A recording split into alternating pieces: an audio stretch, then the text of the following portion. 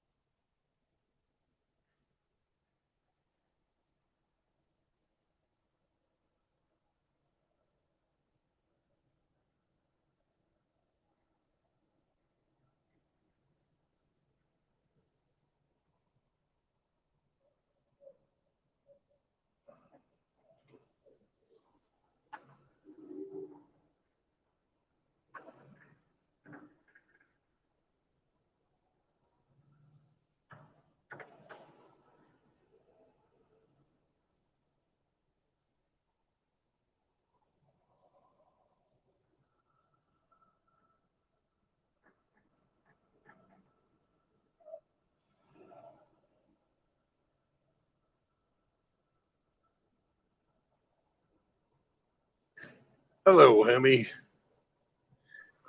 Good afternoon, Brandon.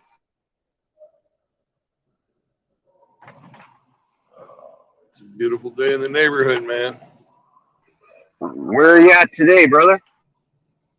Oh, I'm just north of Laredo, Texas. Did you make your drop on time? Nope. I knew that wasn't going to happen after having to wait around for 5 hours yesterday to get my fucking self logged back into their system.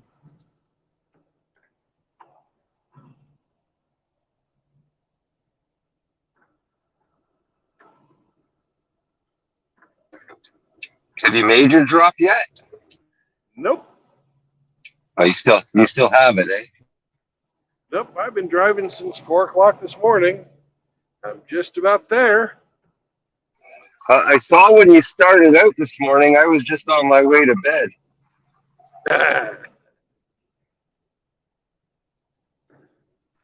It was a late night with the boys last night.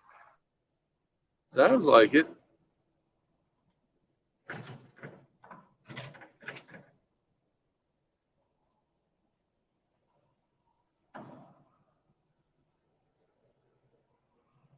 Sounds like it. Well, I got my ass chewed this morning for fucking being late by the guy who made me fucking late. Oh, isn't that So, isn't that cool? Fuck. yeah. So, I called up my mentor a little while ago and asked what the procedure is for changing fucking dispatchers. Because I refuse to call that fucker a fleet manager. He's a goddamn dispatcher. That's all he is.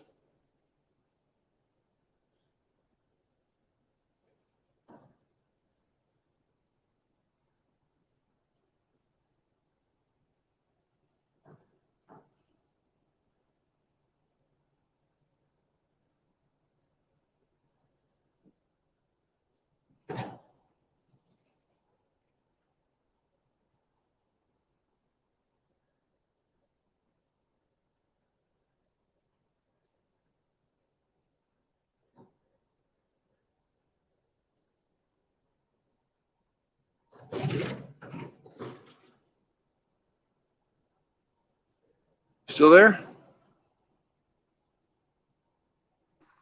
Yes, sir.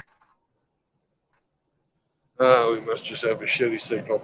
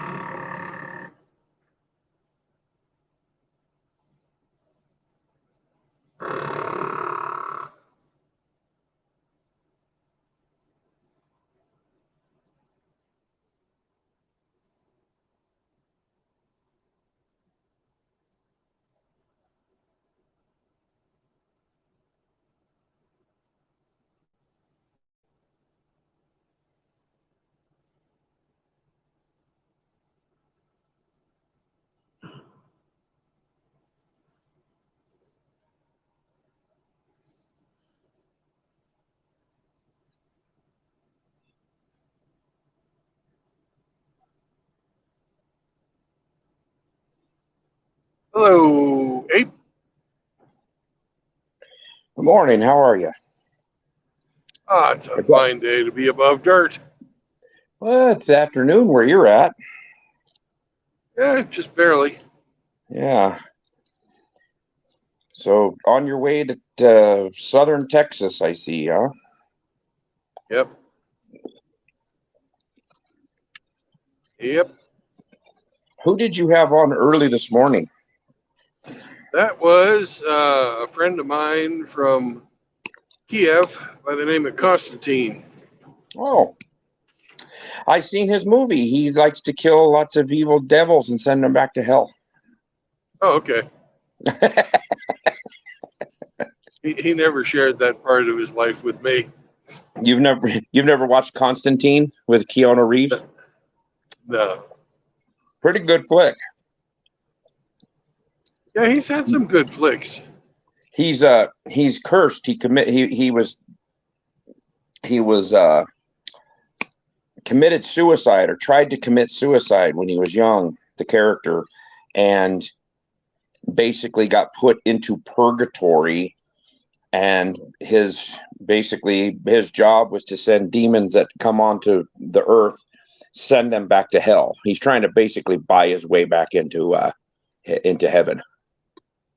Okay. Actually, pretty decent flick. The special effects are good. It's one of his better movies. I mean, I like the Wick movies and the Matrix and stuff, all that, of course, but it's a pretty decent movie. I like the first Matrix. Yeah, the first one was definitely the best. The second one was okay, but yeah, I definitely like the first one the best, which is usually how most movies go. Yeah. And somebody else has popped up. Who could it be? It's Hemi Foreskin.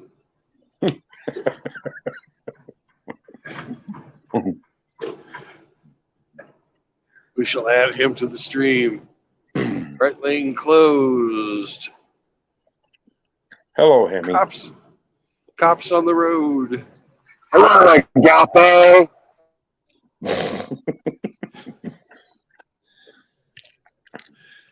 Geez, now it's Agapo. Pretty soon it'll be Gestapo. Yeah. I'm gonna ruin my That's not a real policeman. Agape. That's a real policeman, though. I think I slowed down. Hey, you're not supposed to have a truck down there. I think he went for a little ride. Oh, shit. Right through the fucking guardrail. He took the guardrail out too, huh? Took the fucking guardrail right the fuck out. Did he go off a bridge? No, he went nearly. He went down a pretty damn steep embankment, though. It was looked like a Ford 350 or 550. Must have been fucking with the StreamYard. Yeah. Yeah. That's what I was going to say. Yeah. Trailer on the back. Not having the best of mornings for himself. Well, hopefully he didn't get hurt. Yeah. I bet when he was peeling that rail off of them posts, that he was shitting himself, though. Oh, yeah. He definitely needs some new drawers. My uncle and his wife raised buffalo, and they used those highway girders, that steel. That's what they made the corral pin out for this one bull he was kind of cantankerous. He was always tearing shit up. So they'd put him in solitary confinement and had 16-foot railroad ties buried 8 feet down, and then highway girders with the fences, man. It was impressive. Did it hold him? Yeah, he was 2,200 pounds. His daddy was 2,400 pounds, and he'd get rambunctious once in a while and just walk through a fence, you know. They don't raise buffalo anymore. They did for years, but My uncle says they're so stupid. He says they'll walk right through a fence, tear every fence down on a property, and it just became so much more work than it was worth. Yep. Hey, it's the Border Patrol. What's up, Migre? Pull this guy over. He's smuggling somebody. He's smuggling a Canadian and a hick that lives in Nebraska.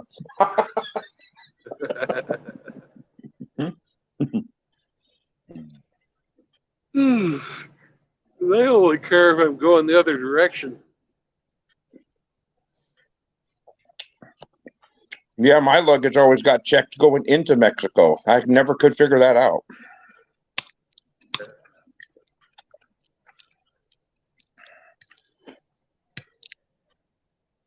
So how much farther do you got to go on this little trip there, Brendan? 27 more miles on this leg, and then I get to drive over to McAllen. Did you stay in Oklahoma City last night? Nope, I stayed in Hillsboro, Texas. Did your boss give you the go-ahead to go by the SpaceX? Didn't understand a word of that. Are you allowed to go by the SpaceX? No, we never got to that part of the discussion. That's a shame. Hey, that guy beside you is not making any money. Tell him, pull over and tell him how to, Brandon. Yeah.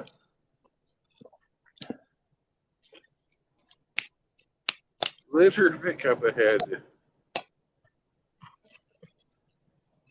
Did you say lizard?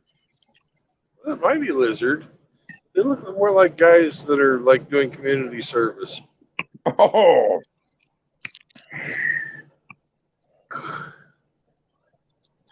So, deadbeat, non-child support paying dads? Probably more like drunks. Yeah.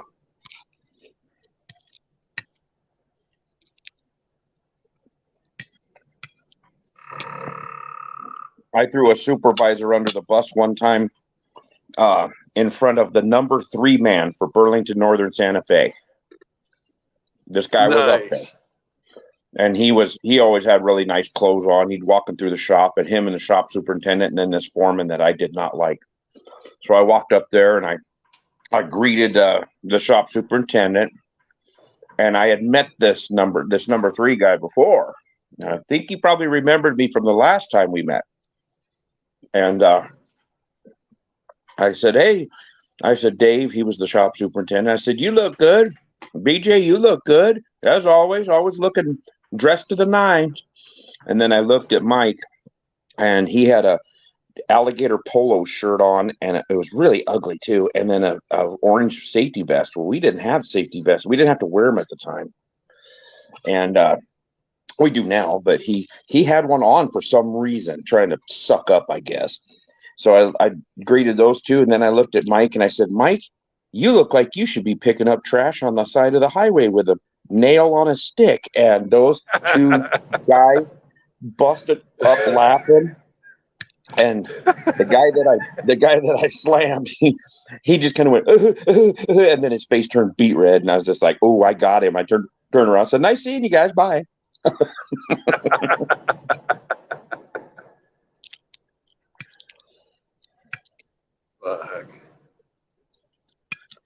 And then I seen that foreman. He had quit, went to work for Union Pacific. He had quit being a BN foreman, went to work for a contractor that worked for us. Then he went to work for the Union Pacific. And then, ironically, he ended up coming back and working for the railroad as an electrician, our railroad, a couple years before he retired. So I seen him one time in a mall bathroom. I was taking a piss, and he come walking in, and I was like, oh boy, here it goes.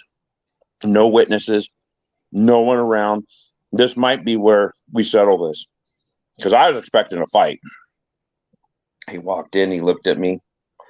Hey, how you doing? I said, oh, hey, Mike, how you doing? I said, I'd shake your hand, but my dick's in it right now.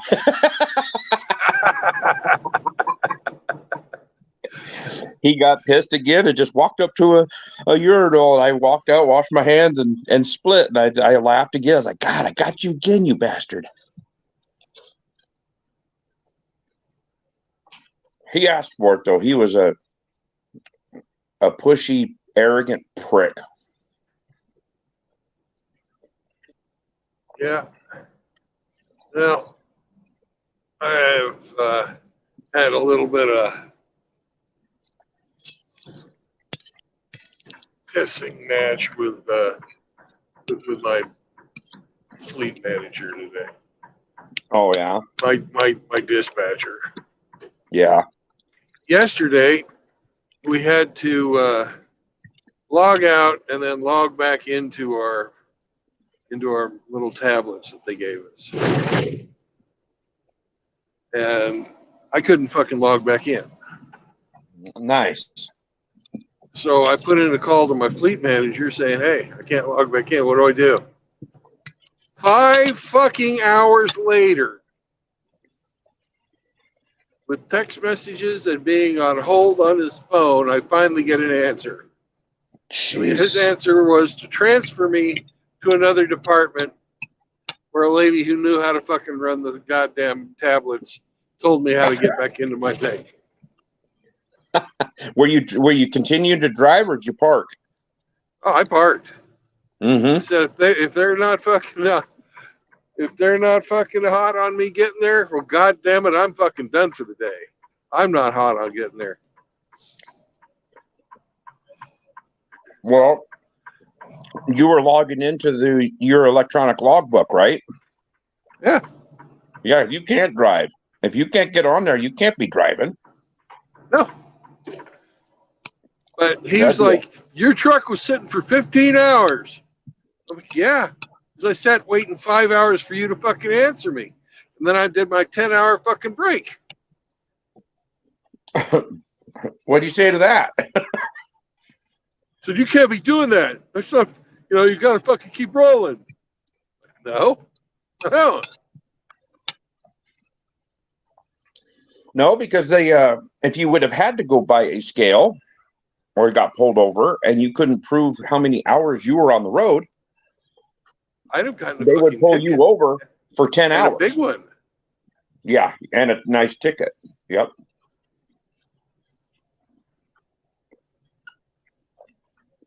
So I was up and driving this morning at 4 o'clock Central Time. I saw you. I woke up at 5:15, so it'd have been 6:15 your time. I jumped on there real quick, said hey, and then you were talking to your friend, and I was like, I could pick up about every third word of what he was saying, so I was like, I'm gonna go back to bed. It's my day off. His English is better than my Russian. Okay, that's fair. Well, if he would have spoke to you in English and you spoke to him Russian, you could understand each other. Somewhat. Well, his English is a lot better than it was when I first met him. Oh, yeah? Yeah. He's Russian or is he Ukrainian? He's Ukrainian, but he's a native Russian speaker. Mm-hmm. He's from Lugansk. And even though he was born there, they threatened to kill him and his family because he's Jewish. There was a lot of Jewish Russians running around back in the old days during World War II and pre-World War II. Yeah, there were a lot more before World War II. Correct.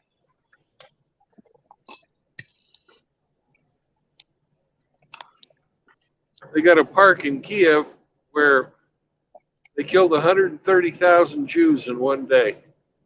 Wow. And fucking buried them all in a pit.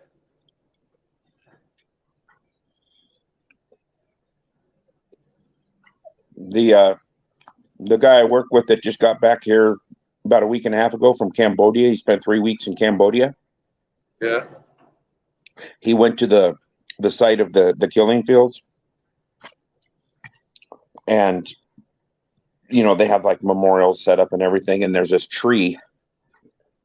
And he said this almost made me sick just being there, But he says I was there. I had, you have to visit something like that. He said there's this giant tree that the Khmer Rouge used to kill children with. They would grab the kids by their feet and they'd swing the babies up against the tree and hit them head first against the tree and just beat them to death. Oh my God. And he said it was such a humbling experience to be standing there and realize, they killed, I think Pol Pot killed over 30% of the population. Yeah. Almost 1 million people. Yeah. So he killed a lot of people there. And he says, it's kind of crazy. He says you've got Thailand, Laos, Vietnam around you. And he says the Cambodians do not like the Vietnamese, even though the Vietnamese were instrumental in saving them from Pol Pot. Yeah. Well, they don't like a lot of people in Cambodia.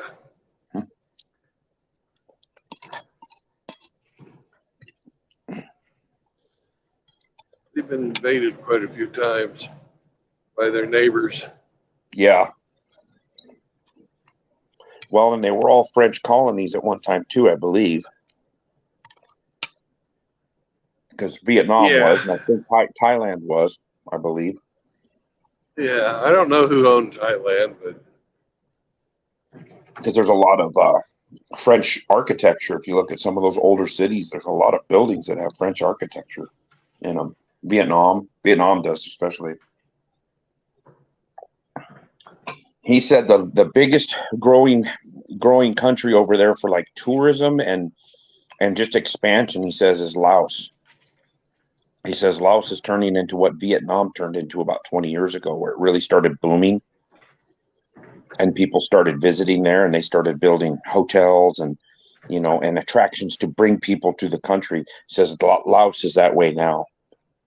He says it's a little bit like in Cambodia, but not nearly as much as like Vietnam.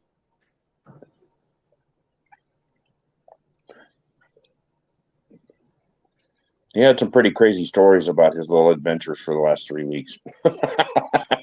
yeah. He said he was in there getting a tattoo. He wanted to get a tattoo of his trip. And he says he's in there waiting, and this guy comes walking in, and he starts jibber jabbering, and he's got a sack in there, and he goes, "I know there was a snake in that sack. I could see it." And he's like, "God, I hope that's a dead cobra, not a live cobra."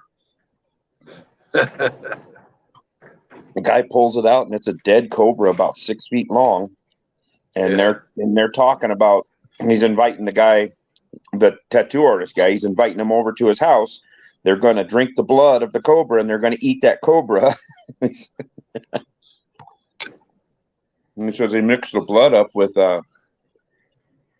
vodka, I think, some kind of liquor. Mix it up and then put some herbs and stuff in it, and then they all take shots of that. And I was like, "Oh God!" Well, they believe that it fucking gives them better hard-ons. Yeah, cobra, the king cobra. Yep. I've drank some king cobra before, and the last thing you wanted was a hard-on. Well, in Bangkok, they've got this fucking snake restaurant, and you go around there and they tell you which one to pick out. You pick out the one that stands the tallest. It's the one you want. Yes. Well, he went back to that place about a few days later and asked him if that guy drank that cobra juice or cobra blood, because they make a cobra juice too, which is a fermented liquor that they'll clean a cobra, gut it, and then they'll throw the damn snake in a jar and put a bunch of stuff in there and let it sit there and stew for a while. but this was the blood. And he asked him, did you drink some of that? Oh, yes, I had a couple of shots of that. He goes, how is it? And he goes, it's not real bad. And then he said, well, how was the snake? Oh, kind of dry and rubbery, and there's a lot of bones.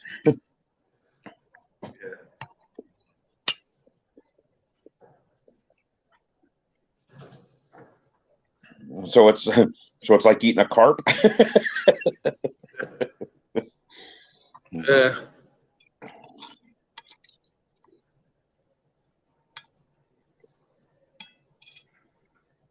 Are you still 2 days away then from where you need to be? Oh no, I'm like 15 minutes. I'm 15 minutes from the first place and about 2 hours to the next place. Are you dropping off at multiple places? Yeah, I'm dropping off at multiple places this trip. I'm dropping a little bit up here, wherever the fuck here is, and So what are you hauling? Berries? You said? no idea what I'm hauling now. I was hauling berries, but now I'm hauling something else, and I haven't bothered to read it. Is it refrigerated? Yes, but it's refrigerated at 36 degrees. So So it's not frozen goods. nope.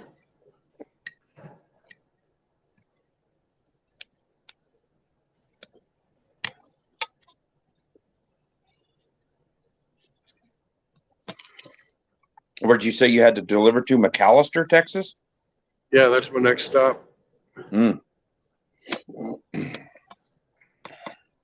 spending a lot of time down there in Texas. You might be an honorary Texan, Brandon. Yeah, maybe. There's worse places to be from. I enjoyed my time down there. My great-grandfather was from outside of Lubbock. But apparently from the family lore, I said, how did he end up out in Washington State? And I was told by my dear aunt, who is departed, that back in the early 20s, because my great-grandfather was born in 1900, Yeah. he was at basically a barn dance, or they called him what the heck was it? Grange. You know, a grange.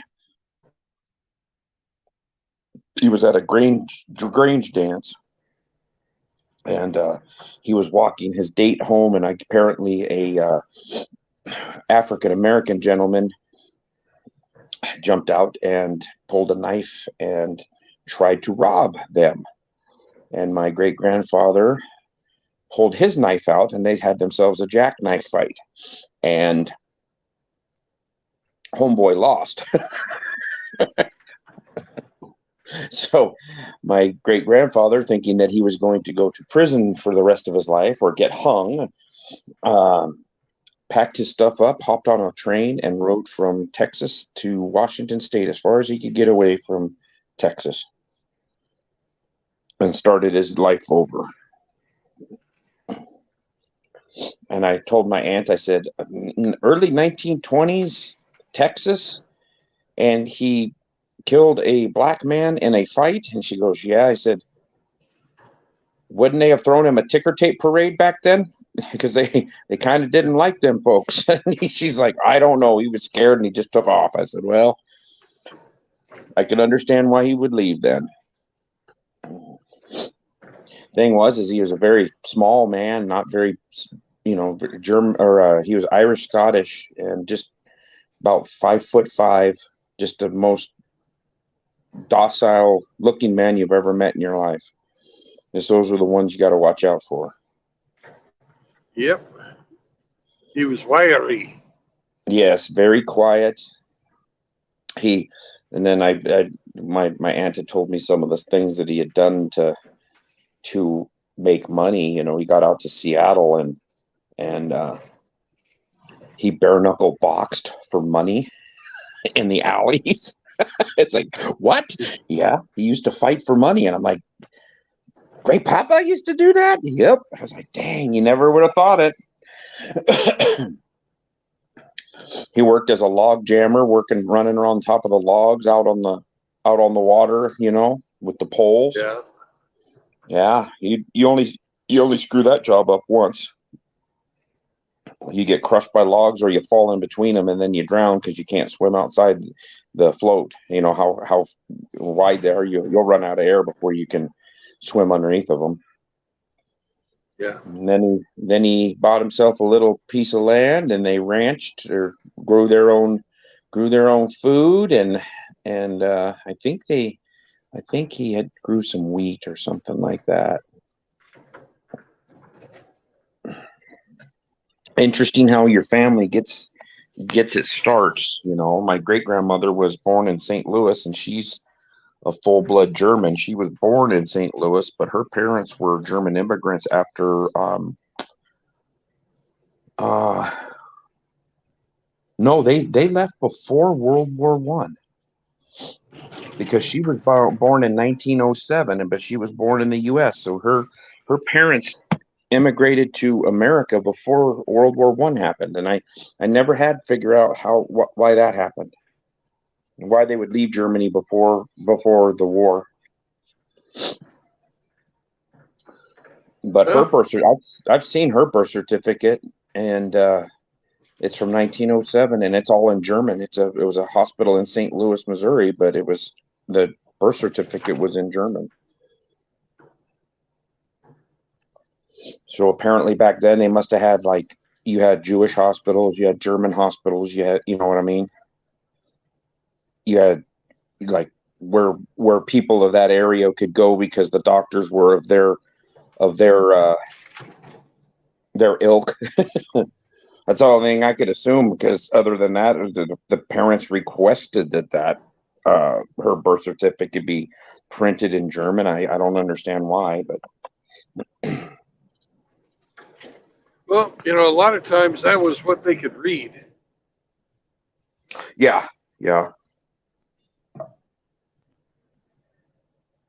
Like 3 out of my 4 sets of grandparents were the sons and daughters of immigrants, and only on my mother's side was her grandfather. It was her father. Her grandfather was born in America. Everybody else is my great grandparents. All the rest of them were born in Switzerland. So I'm like 3/4 Swiss. Well, let's hear you yodel.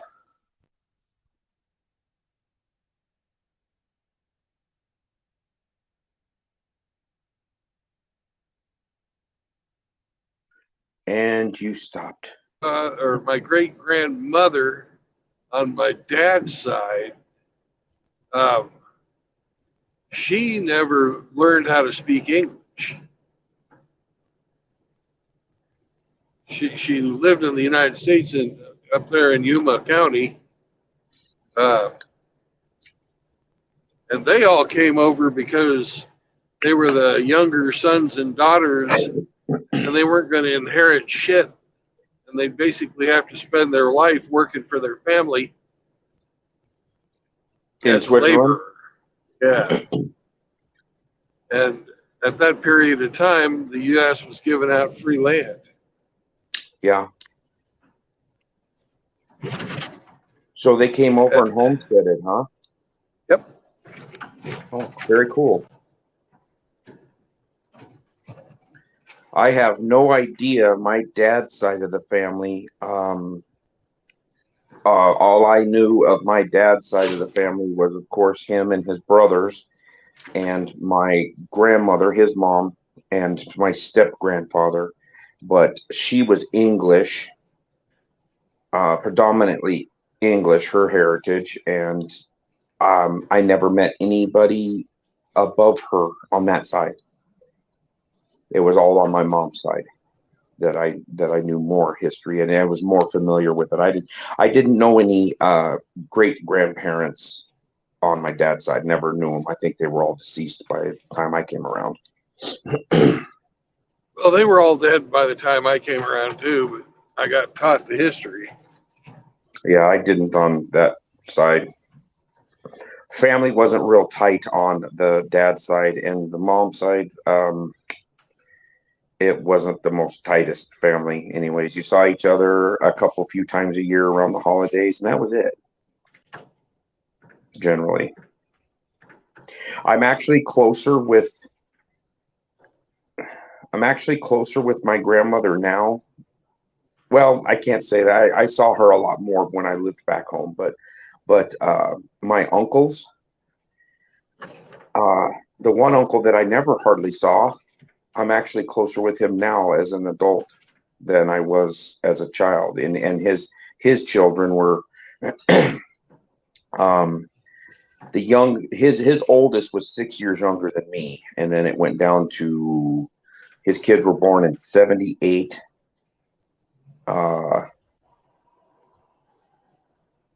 80, and 82, I think. And so I was like 10 years older than the youngest one. Yeah. But he was working construction. He was always gone, But yeah, it's kind of funny. You're 50 years old and you have a better relationship with your uncle that you've known your whole life, but you have a better relationship now that he's 65.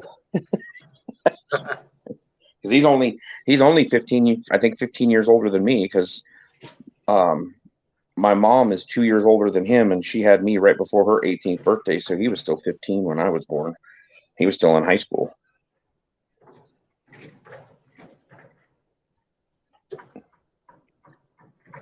And then I guess the mom's side of the family, my great grandfather's side, which would be the Irish Scottish, I was told that my great grandfather's side of the family got to America through Canada. They came in through Eastern Canada instead of the United States, come out down through Michigan, out of Canada down through Michigan, and then that's how they ended up in Texas, I believe. Comlat Inc. What the fuck is Comlat Inc.?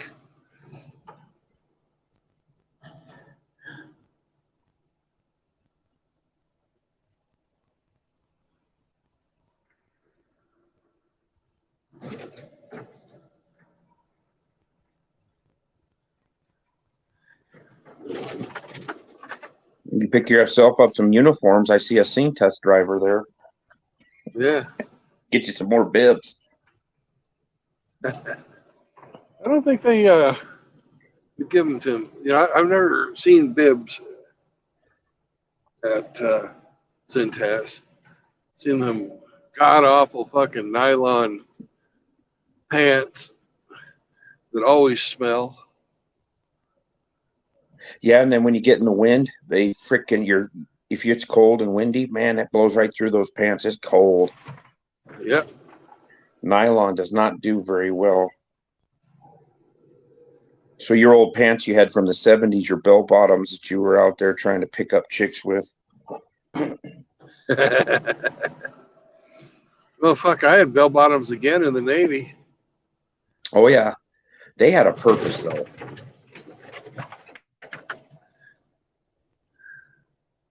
Didn't they use those? Couldn't you use your pants to float and your little hat? But the bell bottoms had absolutely no fucking purpose.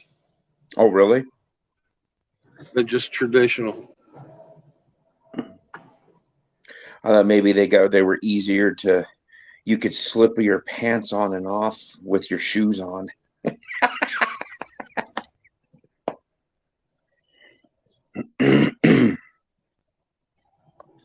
You would think that bell bottoms would actually get hung up on shit if you were climbing up and down ladders and anywhere where there was like an exposed bolt head or anything. You'd think you would be snagging them and ripping them off all the time.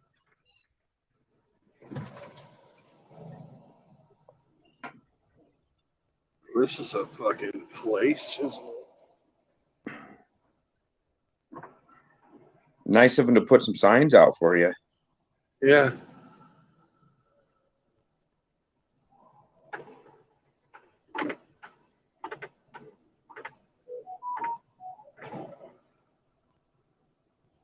That's your boss signaling you. Where are you at?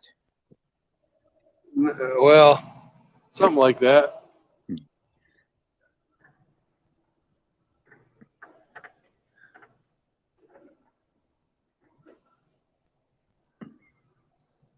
You might have to jump out and ask old boy in the Martin truck if this is the right place.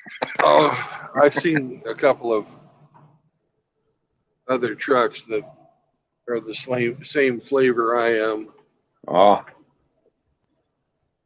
And I'm going to park over here out of the way. don't step on a rattlesnake.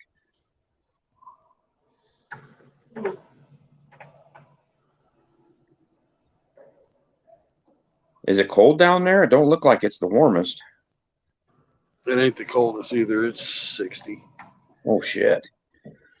It's 29 here. Yesterday morning, it was -4 when I went to bed, and it was -4 when I got up. They said felt like -15. Yesterday was a cool one. Yeah. It's almost above freezing here.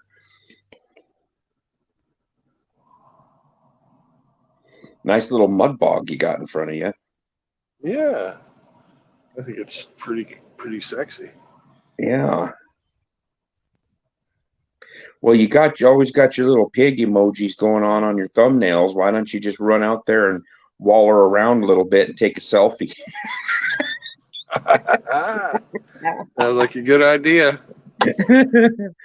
As long as you got a shower facility relatively close.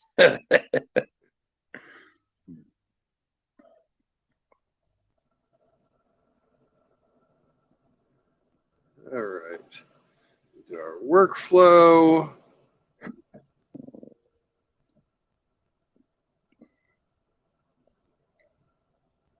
Close that.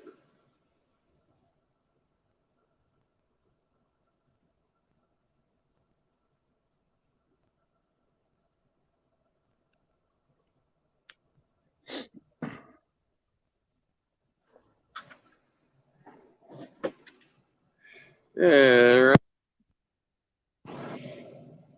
So I've got to head on in and talk to these fine gentlemen or lady or whatever. So I'll be back. All right.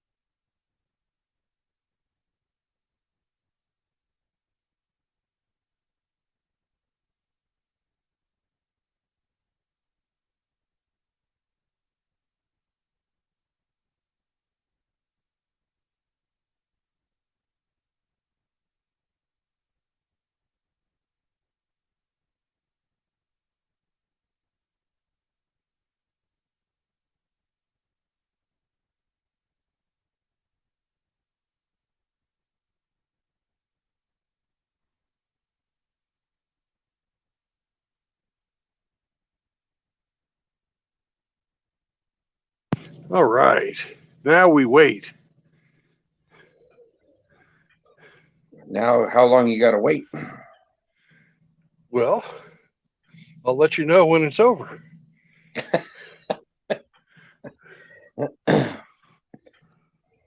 So are you I see waiting? 1, 2, 3, 4, 5, 6, 7, 8 other guys waiting.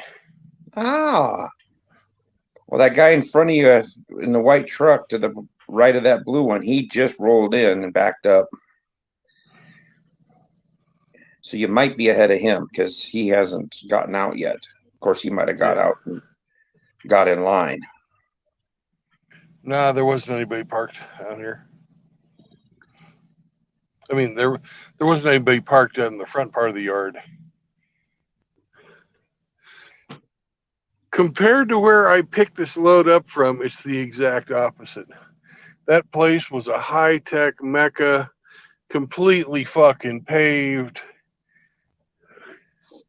running smooth as clockwork. Here, this place is fucking slapdash, fucking seat of the pants.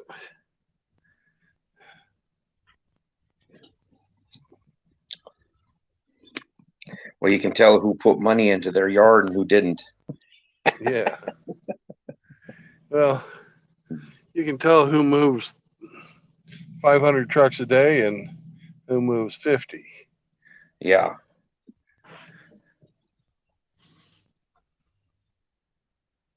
You know, I was looking at, right outside of the shipping and receiving window, they had this giant fucking bay window looking into the warehouse at that place up in Edwardsville, Kansas. And it was mostly fucking robotic. Really? There's some people running forklifts between robotic feed lines. You know, all the pick lines were robotic. Oh, wow. That's a lot of people's Yeah. job there. Yeah. But a lot of people don't want to work anymore. That's very true. Which is why I think we need to get rid of Social Security. Or not Social Security, but welfare. And I'm tired of fucking paying taxes to people who would rather sit at home. Yeah, I hear you. When I get my paycheck stub, I look at it and I pay 7 different taxes.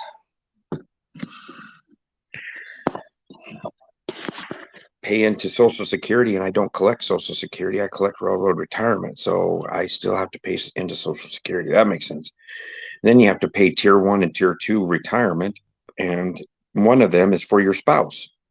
What happens if you never get married? You work at the railroad for 40 years. You never get married. You pay There's for somebody else's hundreds of spouse. thousands of dollars that the company gets to keep.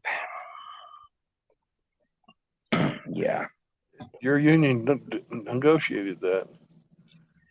Yeah. Well, I have 2 ex-wives. The first one wasn't married long enough for her to get vested into my retirement. And the second one I was. So I told her when we were getting divorced, I said, well, unless you marry another railroader, if you don't get remarried, I said, when you turn 60 years old, I said, you'll start collecting half of what my retirement is. She's 10 years younger than me, so I'll be 70, probably pushing up daisies by the time she sees a retirement check. See, you do get to pay for your ex. Isn't that nice? Yep. And all she had to do was fucking lay down. Yep. She'd still be making more if she collects railroad retirement. She'll still be making more than she would on Social Security, even at half of what my retirement is. She'd still be making more money. Social Security doesn't pay shit. Yeah. Even though I was making big bucks.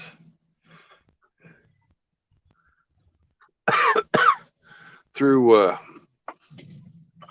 couple of the jobs I had, both Beechcraft and Raytheon. I'm only going to be pulling in $1,500 a month. Now, is that Social Security or is that retirements, like retirement plans through them? That's Social Security. My retirement is completely different. Yeah. My retirement's all 401k. Yeah, hopefully that doesn't take a shit and zap out. Well, it kind of is. Yeah. The rate of return is pretty crap. Well, It's in not been 08, keeping up with inflation. in 08 when they had the crash, my 401k didn't, I don't think it lost $1. It just stayed where it was. It never gained anything, but it didn't lose anything. And I know guys that lost. God, there was one guy down there that lost. I think he lost 120,000 over, like, almost overnight in his. Yeah. But I don't have mine in high risk. I have it in low risk, and it just plugs along, and it's in the low. Let's just say it's just over six figures.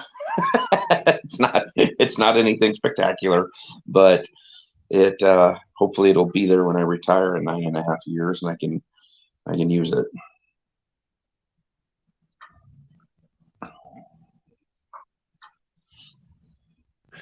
I thought when I came back from overseas that I could live off of my savings. And I got to looking at it, and I figured in what the new inflation rates were, the real ones, not the fucking government. Yeah, like the 30% real one. Yeah. And then you went, damn, Brandon's got to get a job. Yeah, that's pretty much. When it started costing me 4 times as much to construct my homestead as I thought it would. Oh yeah, yeah. Well, when they're wanting $10 to $12 for a freaking 2x4 now. Yeah, and $50 for a sheet of plywood. Yeah. And that was all a manufactured scare, anyways. Yeah.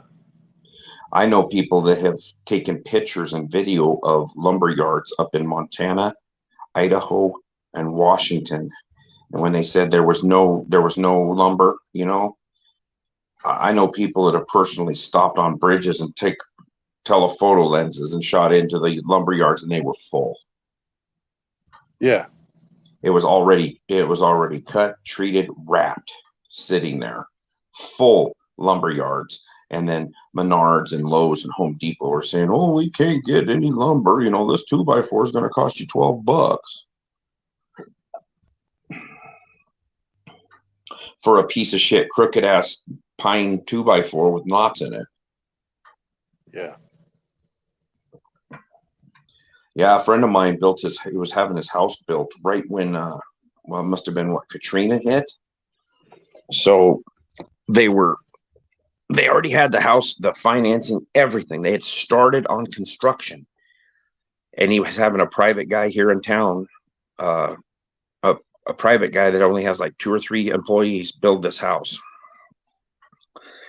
And Katrina hit, and all the lumber in the country started going south. And he had to come up with an extra, I think it was extra 25,000 just to finish the project, to buy the materials, because they had gone up that much in that short a period of time. 25 years. That was stupid. I'm fucking paying $5 a bag of concrete. $5 for a bag of concrete. Come on. Oh yeah. Quickcrete will quickly deplete your wallet. Yeah. And it's still fucking less expensive. It's still not as inflationary based as the lumber. Yeah. But what's really gone up is the fucking screws and nails. Holy fuck. The hardware's gone up, huh? Yeah. I haven't noticed. I don't do a whole lot of carpentry projects. I'm one of those that measures 3 times and cuts twice, and it's still too short.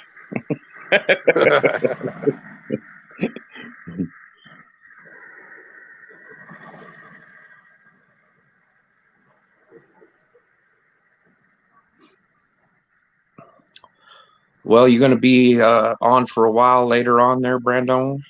Yeah, I think I'm going to shut the stream down until I start driving again. All righty. I got to go take a shower and then start doing laundry and doing all the domestic chores. Yeah. All right. I'll catch All right. you later. All right. We'll talk to you later, bud. Bye. Bye. Gentlemen, remember, no marriage, no cohabitation, and no children. Peace out, brothers.